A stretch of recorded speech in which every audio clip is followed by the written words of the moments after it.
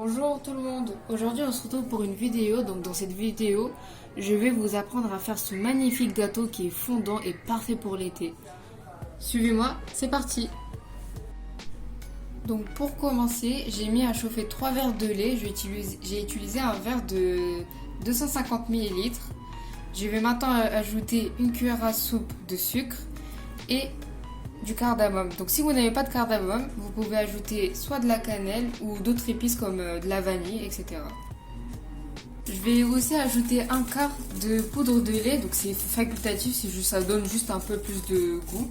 Et il faut aussi penser à bien mélanger. Que le lait est en train de chauffer, dans un récipient, on va venir tamiser un verre de farine plus un demi-verre de sucre glace. On va venir ajouter un sachet de levure chimique, une pincée de sel.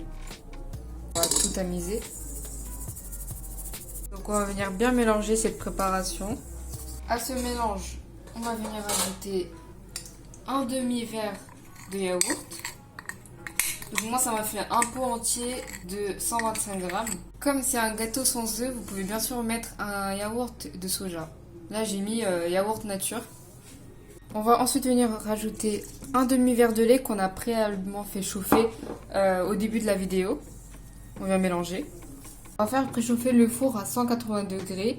Il est important de ne pas mettre de papier sulfurisé dans le moule, vu que ensuite on va l'imbiber avec du lait.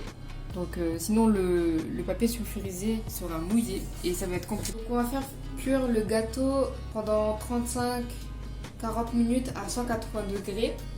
Et le restant de lait qu'on a fait chauffer au début de la vidéo, on va le mettre au frigo pour qu'il refroidisse.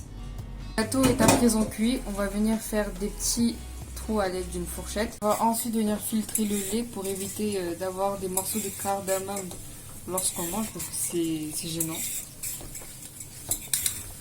Et on laisse ce gâteau pendant environ 1 heure au frigo pour que le gâteau imbibe bien le lait.